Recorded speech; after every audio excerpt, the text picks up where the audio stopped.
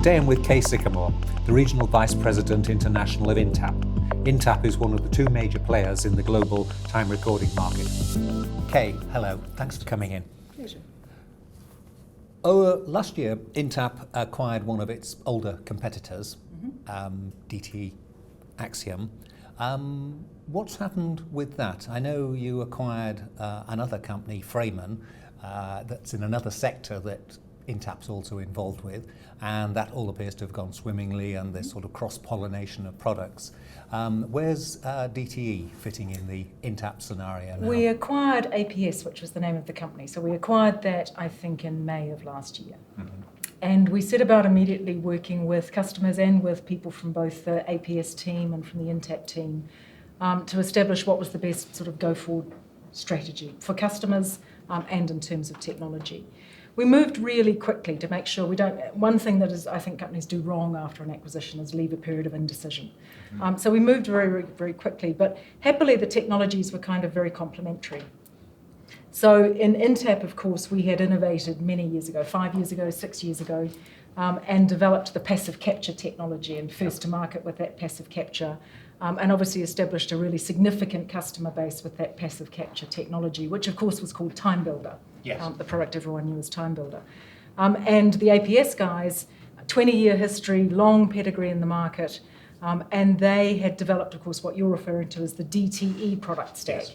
DTE Axiom and DTE Mobile were the products that were the most current at the time of the acquisition. DTE Axiom is desktop-based time capture.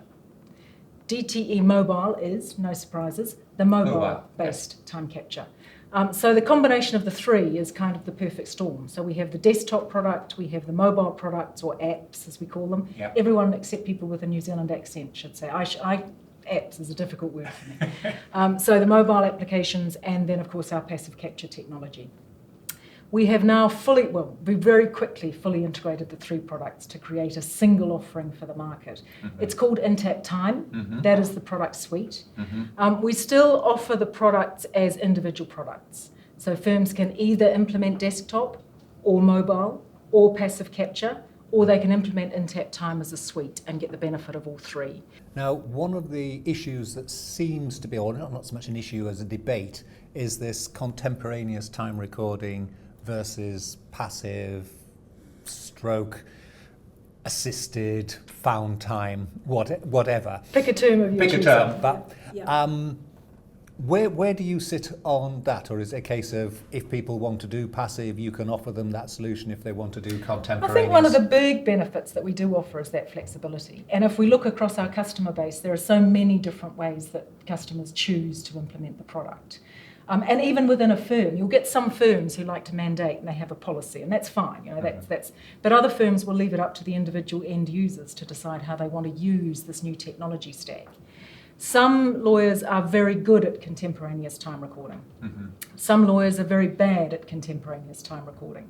And there's no percentage I need to give. It's an individual thing as to whether you can get your work habits and your head around the idea of being able to track what you do as and when you do it in the current working environment, which is very different than it was 5, 6, 10 years ago.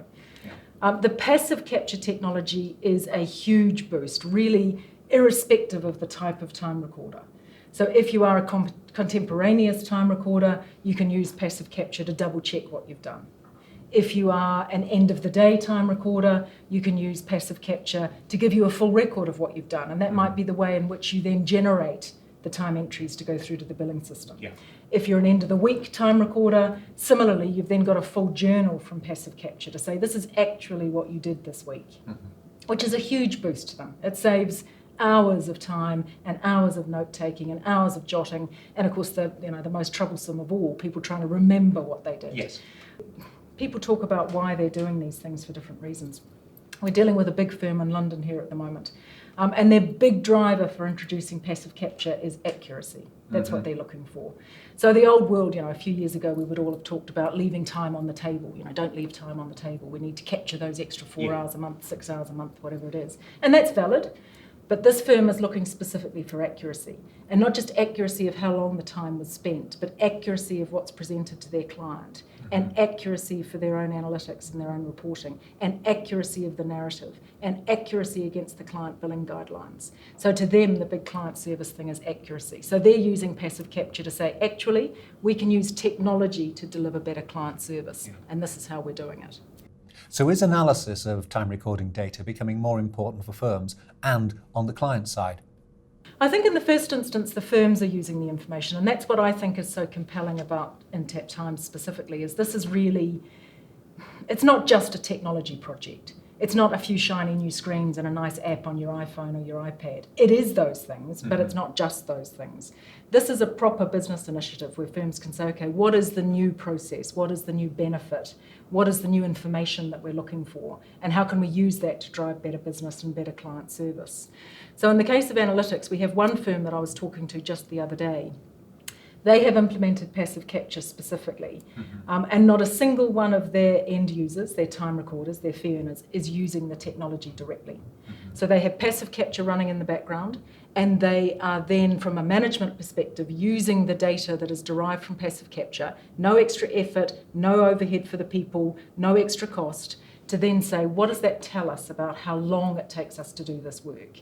In terms of sharing that with customers, not forgetting the other half of your question, I think that it goes back to my point about accuracy. And I think law firms are in a more transparent world with their customers these days.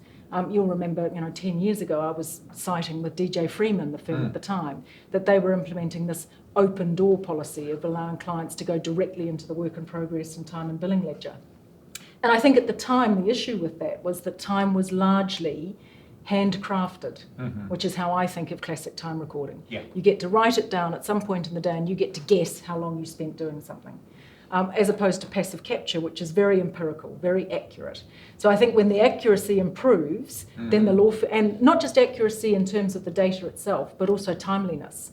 Passive capture can get time onto the ledger instantly.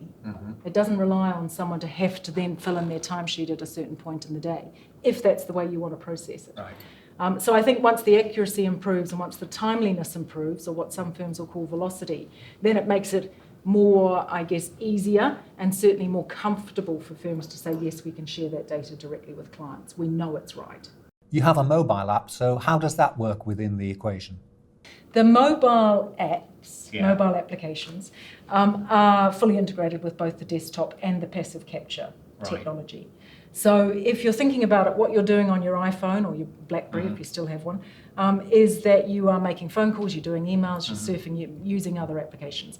And the passive capture technology is picking up everything you do on that device and sending it directly back to, very cleverly, very tiny data packets. It's not going to run up a big phone bill, which is the first thing law firms ask us, quite rightly.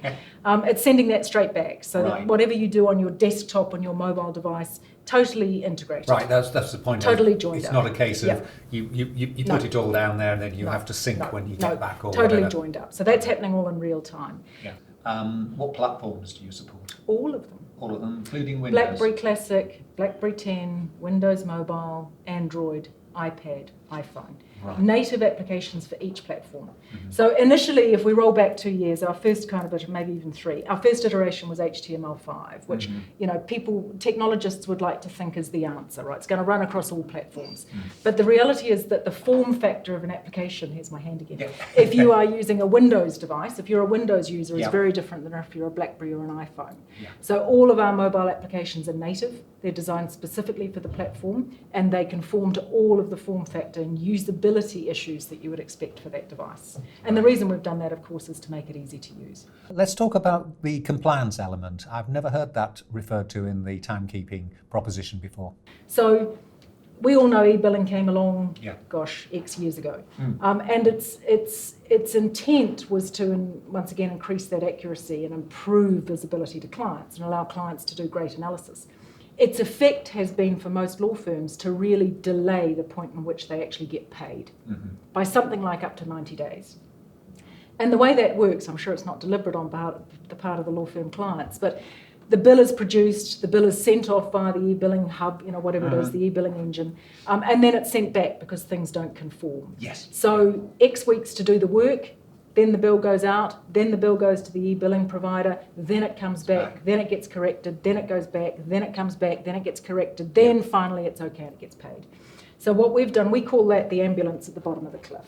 So you get to find out all of the errors that you've made right when you want the client to pay. And then you've got that horrible feedback loop of getting it right.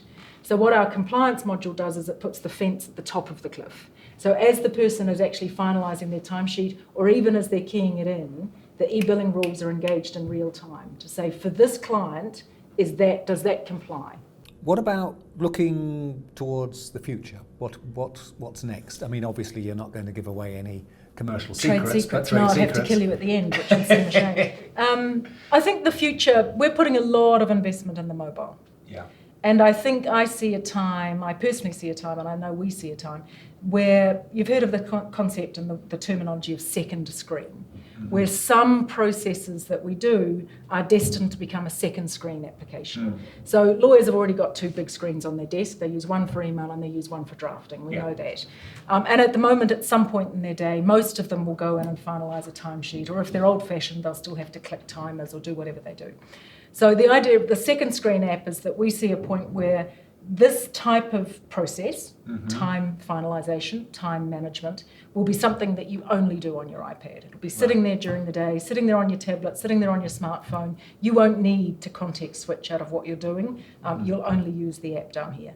And I think, we can name a whole lot of examples of that in the consumer world, where I only do my banking on my iPhone. So the huge investment for us in mobile. Yes.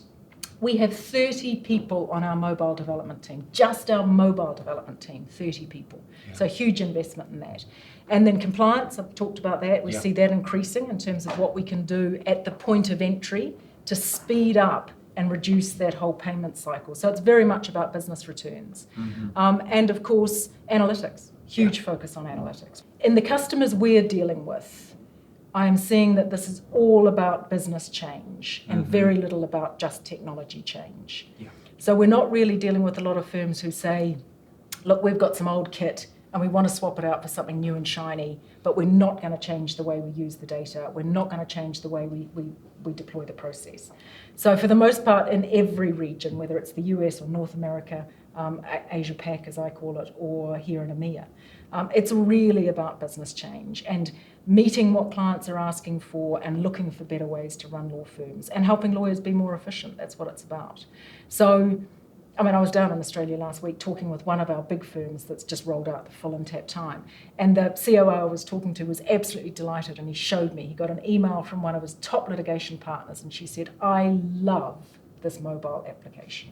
And that's all the email said. I love this mobile application. So for her, it was all about the flexibility to do what she needed to do wherever she was. He explained she had young children. She was probably at home bathing them. I thought perhaps he was a little sexist. Who knows? She might have a nanny who baths them.